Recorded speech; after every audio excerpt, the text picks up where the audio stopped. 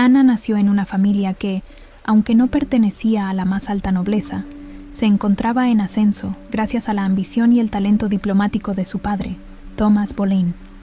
Su madre, Elizabeth Howard, descendía de una de las casas más antiguas e influyentes de Inglaterra, lo que dotó a Ana de un linaje respetable y de conexiones poderosas en la corte.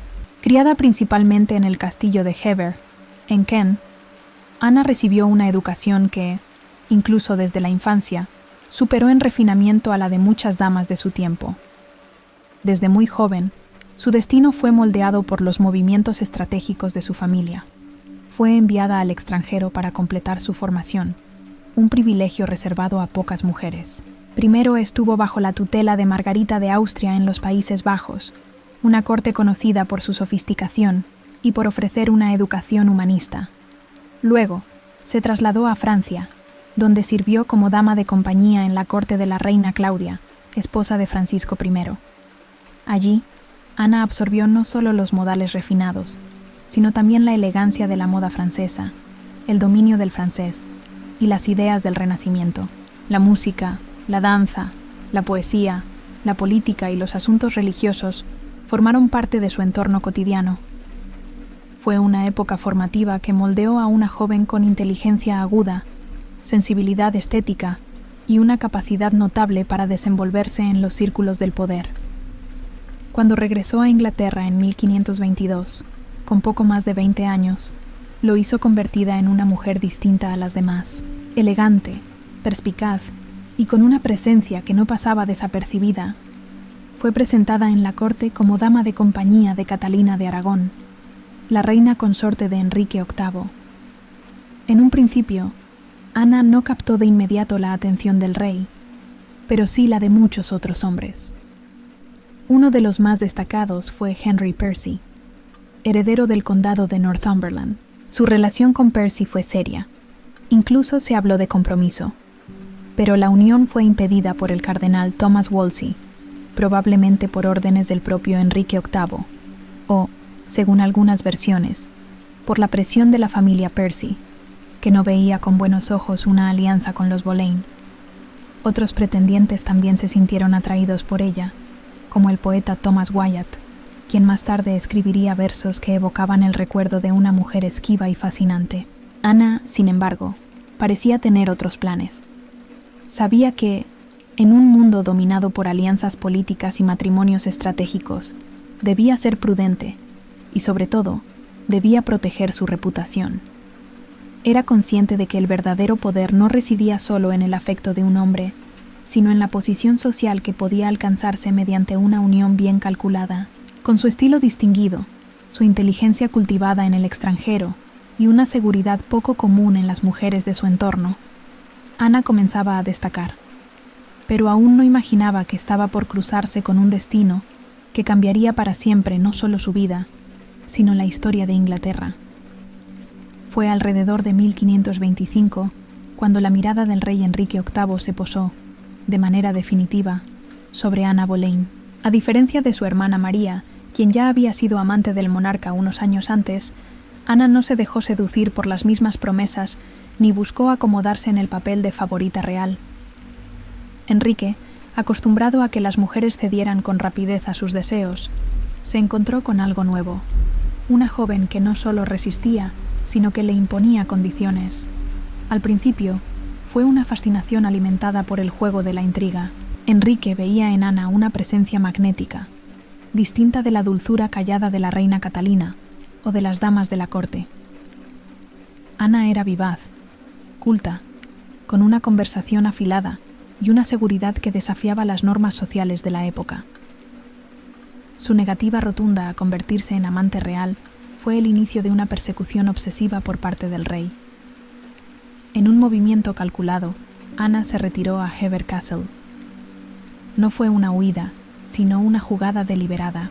Desde allí, dejó que las cartas de Enrique llegaran, una tras otra, ardientes, insistentes, con súplicas que revelaban un deseo creciente. Hoy, muchas de esas cartas se conservan, y en ellas se percibe a un hombre poderoso que se desarma en la necesidad de poseer a una mujer que no cede. Ana sabía lo que hacía, Si iba a unirse a Enrique, no sería como amante, sino como reina. Quería una corona, no un capricho pasajero. Y ese desafío no solo encendió más al monarca, sino que dio paso a uno de los capítulos más complejos y disruptivos de la historia inglesa, el llamado Asunto del Rey. Mientras Enrique ardía de impaciencia, Ana mantenía el control. El cortejo se prolongó durante años, convirtiéndose en una lucha entre deseo personal y transformación institucional.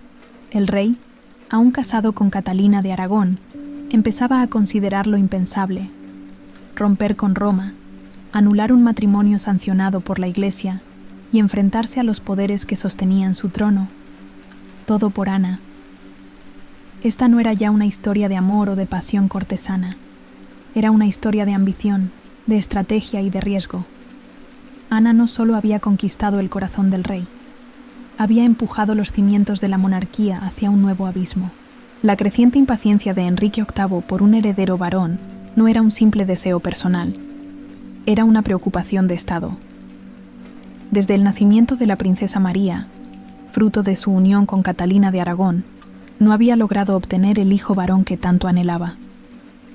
Catalina había sufrido múltiples embarazos fallidos, y Enrique, cada vez más convencido de que el matrimonio estaba maldito, comenzó a argumentar que aquella unión jamás debió haber existido.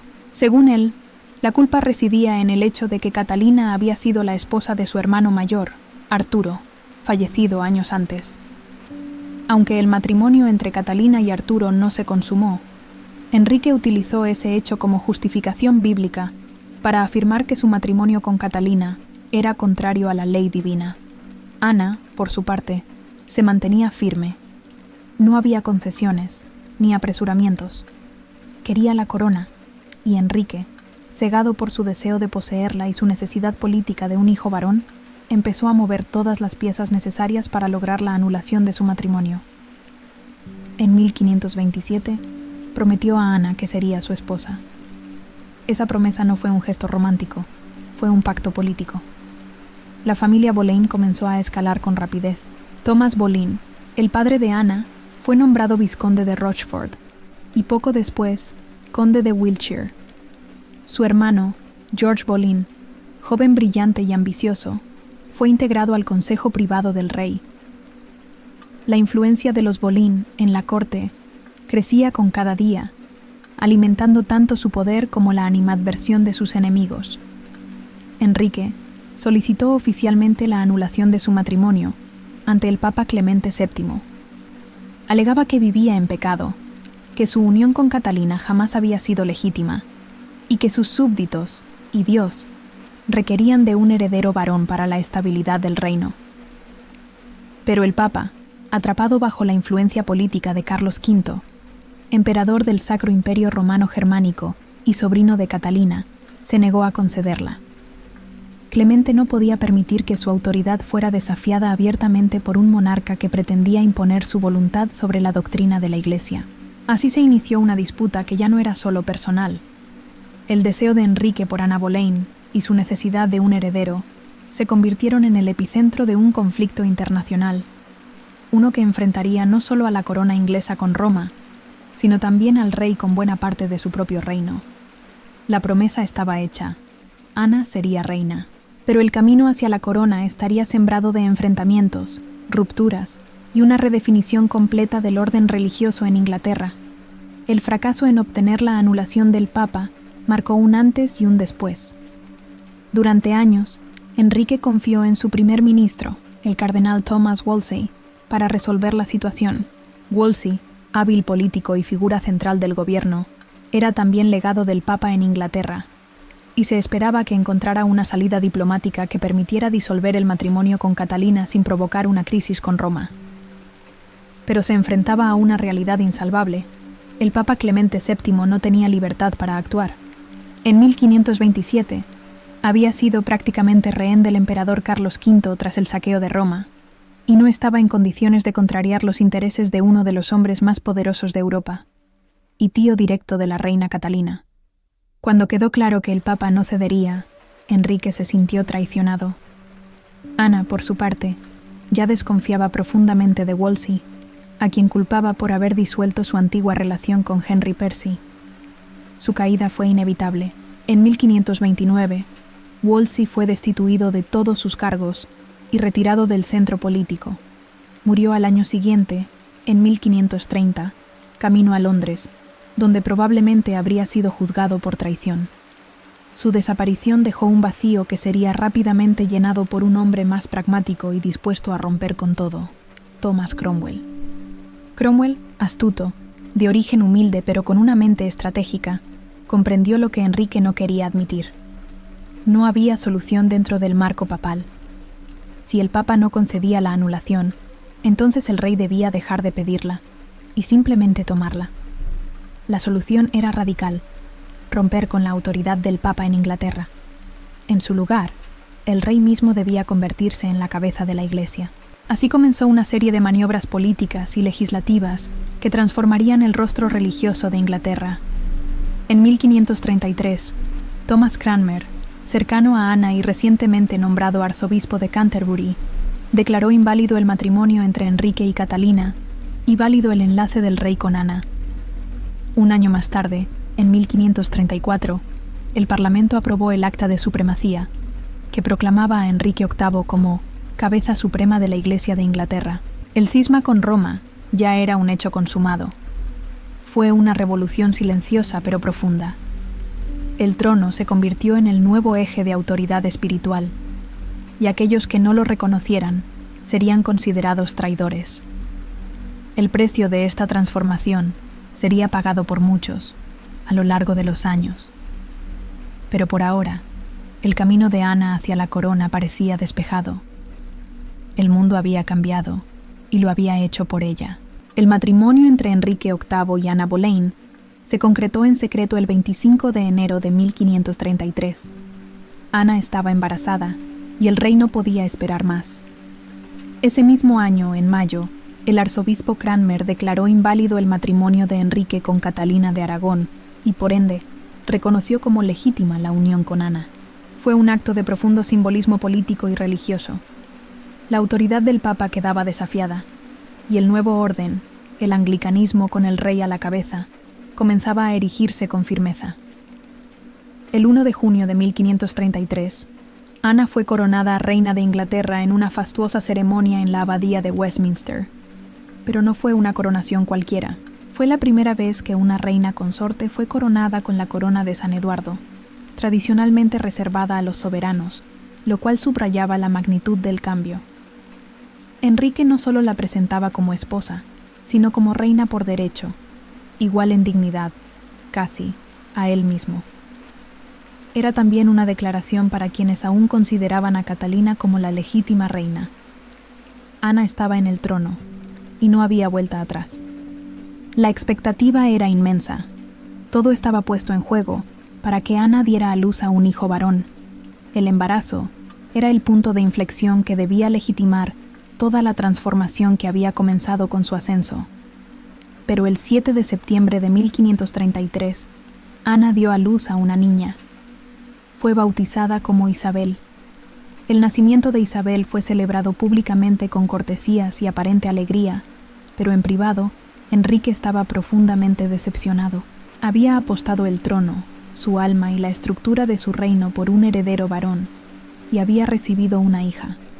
Aunque aún joven y convencido de que más hijos vendrían, la tensión comenzó a instalarse silenciosamente en el matrimonio.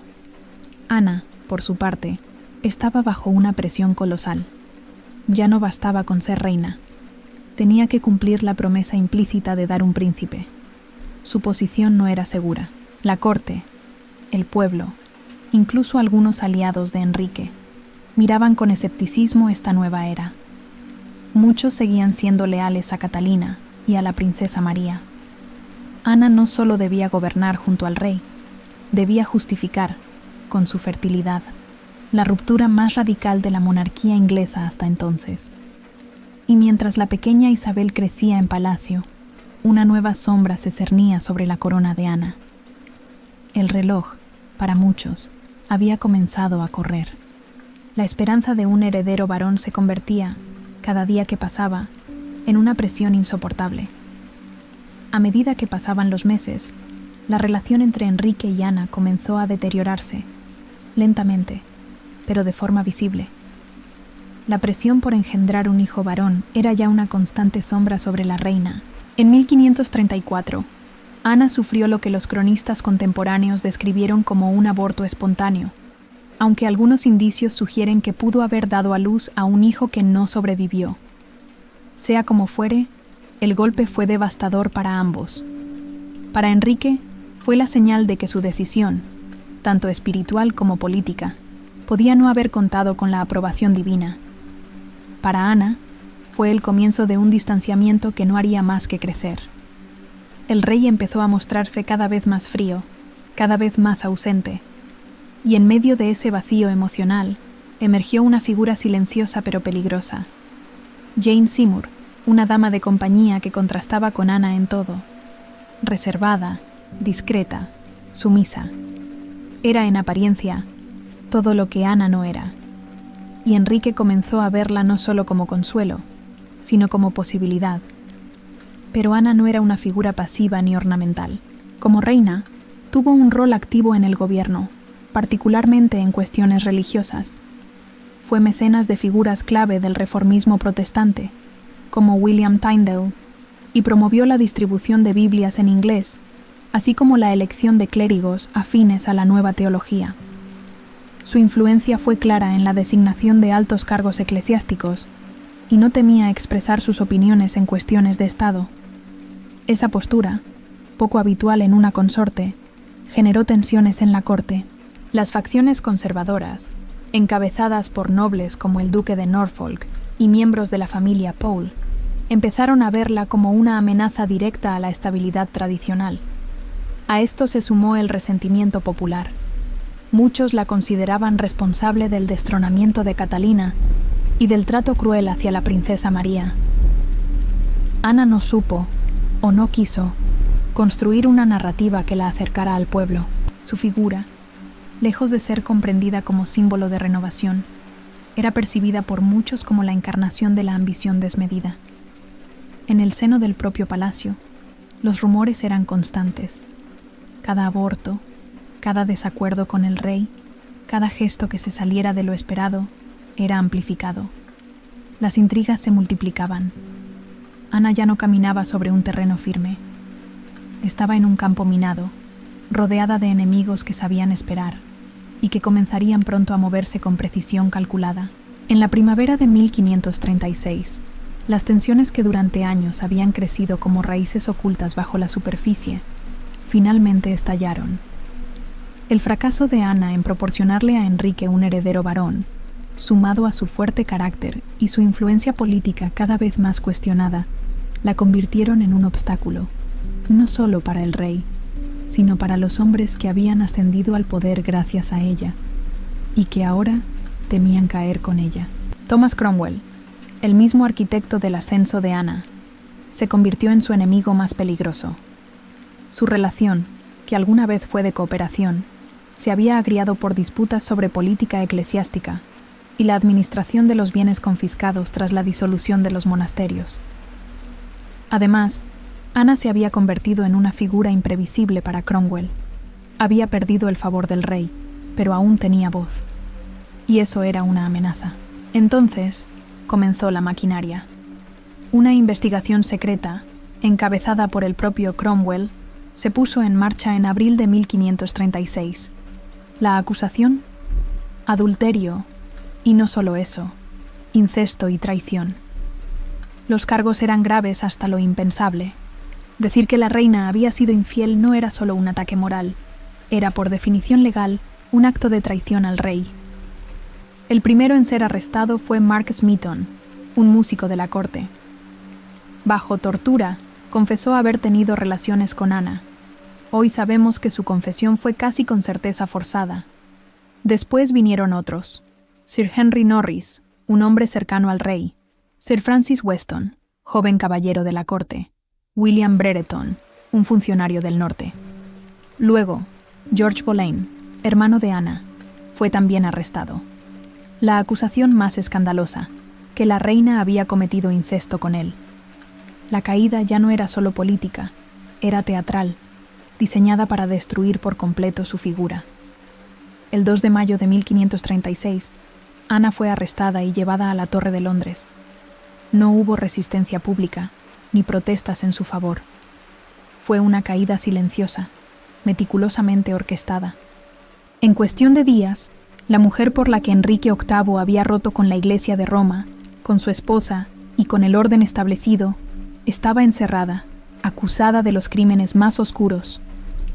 Enrique no intervino, no buscó verla, no pidió explicaciones.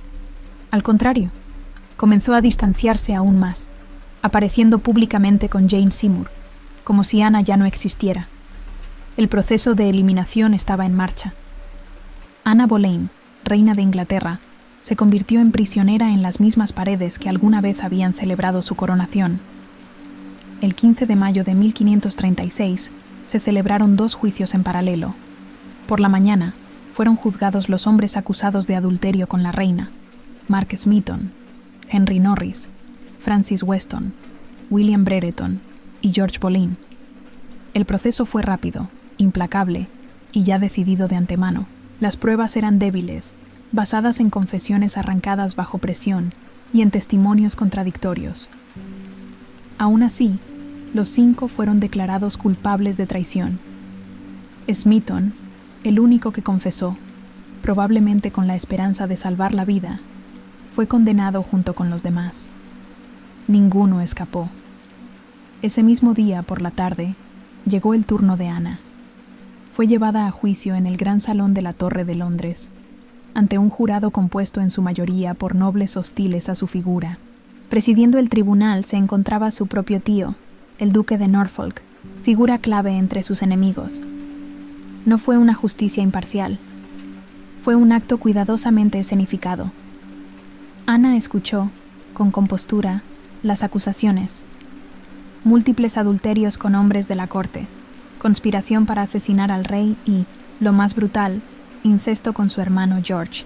Las fechas mencionadas en los cargos eran, en algunos casos, absurdas. En más de una ocasión, Ana estaba documentadamente en otro lugar o en estado de posparto. Pero los detalles importaban poco. Lo que se buscaba no era la verdad, sino la eliminación formal de su legitimidad como reina. Ella se defendió con firmeza. Negó todos los cargos, respondió con claridad, mantuvo la dignidad. Pero nada podía cambiar el veredicto. Culpable. Fue condenada a muerte por traición. La decisión sobre el método, decapitación por hacha o por espada, quedaba a criterio del rey. Fue el propio Enrique quien, quizás como gesto final de misericordia o para asegurarse de que el acto fuera limpio y sin error, ordenó traer desde Calais a un verdugo especializado en la espada. Pero incluso en ese gesto había una frialdad inquietante. Ana ya estaba sentenciada. Lo único que restaba era decidir cuándo se ejecutaría la sentencia. Los días siguientes se vivieron entre el silencio tenso de la corte y los rumores que recorrían Londres. Muchos no creían realmente en las acusaciones. Algunos decían que todo era obra de Cromwell. Otros culpaban al propio Enrique. Pero lo cierto era que Ana Boleyn, reina de Inglaterra, estaba encerrada, esperando el final, mientras el rey planeaba su siguiente matrimonio. Las últimas horas de Ana en la torre fueron marcadas por una extraña calma. Quienes la acompañaron relataron su compostura, su sentido del deber, su aceptación de lo inevitable. Pero también hubo momentos de angustia. La ejecución, programada inicialmente para el 18 de mayo, fue pospuesta sin explicación. Aquella espera suspendida generó una falsa esperanza en Ana. Tal vez el rey le perdonaría la vida. Tal vez su castigo sería el exilio, la clausura en un convento, una vida apartada pero intacta. Era una ilusión fugaz. La realidad era otra. El retraso tenía una razón logística. Se esperaba la llegada del verdugo francés, diestro con la espada, enviado especialmente desde Calais. La mañana del 19 de mayo de 1536, Ana fue despertada temprano. Vestida con una túnica gris oscura y una capa roja sobre los hombros, subió al cadalso erigido en la Torre Verde. Frente a ella, un pequeño grupo de testigos, entre cortesanos, damas y soldados, aguardaba en silencio. No era una ejecución pública a gran escala, como las que solían atraer multitudes. Fue contenida, solemne, ceremonial. El rey había ordenado discreción. Ana se dirigió a los presentes con serenidad. No protestó su inocencia, no culpó a nadie. Como dictaba la costumbre, habló bien del rey, pidiendo oraciones por su alma. Fue un discurso breve, cuidadosamente medido, que cerraba su vida con dignidad. Se arrodilló sobre el bloque de madera, repitiendo oraciones en voz baja, mientras una de sus damas le vendaba los ojos. El verdugo, hábil, esperó a que estuviera completamente quieta, y entonces, con un solo y limpio movimiento, la espada cayó. La cabeza de Ana Boleyn rodó sobre la paja, y su cuerpo quedó tendido. El silencio fue absoluto. Ese mismo día, apenas unas horas más tarde, Enrique VIII se vistió de gala. Se le vio cabalgar con aire satisfecho, como liberado de una carga. 3 días después de la ejecución, Jane Seymour fue presentada oficialmente en la corte, y el 30 de mayo, tan solo 11 días después de la muerte de Ana, Enrique se casó con ella. Fue una transición brutalmente rápida, casi cínica, que para muchos confirmó que todo había sido planeado desde el principio. Ana, la reina por la que el rey había roto con el papa, la mujer por quien cambió la estructura de su reino, había sido eliminada sin ceremonia alguna más allá del cadalso. Su ascenso fue fulgurante, su caída fulminante. La historia la había elevado y borrado en cuestión de años. Poco después de la ejecución de Ana Boleyn, el Parlamento actuó con rapidez. Isabel, la hija que Ana había dado a luz con la esperanza de asegurar su linaje, fue declarada ilegítima. Un acto formal eliminó su lugar en la sucesión al trono, del mismo modo en que María, hija de Catalina de Aragón, había sido despojada de su estatus años antes. Así, las 2 únicas hijas legítimas de Enrique VIII eran, por ley, consideradas nada más que bastardas. La corona de Inglaterra quedaba, en apariencia, sin heredero legítimo. Pero más allá de las leyes y decretos, hubo un cambio más sutil, más doloroso: el silencio. Tras la muerte de Ana, Enrique no volvió a mencionarla. No hubo conmemoración, ni duelo público, ni referencia alguna a la mujer que, hasta hacía semanas, había sido su reina y su pasión. Fue como si nunca hubiera existido. El rey, una vez tan consumido por su deseo de poseerla, parecía decidido a borrar todo rastro de su paso por su vida. La corte, por su parte, fue purgada con igual rapidez. Los aliados de Ana fueron destituidos o forzados al exilio. Otros, más prudentes, se distanciaron en silencio. La familia Boleyn cayó en desgracia. Su padre, Thomas Boleyn, aunque sobrevivió políticamente unos años más, nunca recuperó el favor de Enrique. Su hija María, que había mantenido siempre una posición más discreta, también fue apartada de la vida pública. George Boleyn, su hermano, había sido ejecutado. La dinastía que tanto se había elevado junto a Ana se desmoronaba sin resistencia. Y sin embargo, el legado de Ana no desapareció del todo. Años después, su hija Isabel ascendería al trono. Lo haría con fuerza, con inteligencia y con un reinado que marcaría una era dorada para Inglaterra. El nombre de Ana Boleyn, entonces, volvería a ser pronunciado, no como el de una traidora, sino como el de la madre de una reina extraordinaria. Pero en 1536, nadie podía prever ese futuro. Ana Boleyn había caído, condenada por una corte que prefirió callar ante la injusticia. Y aunque su historia quedó enterrada bajo la sombra de la traición, el tiempo terminaría por reivindicar su figura.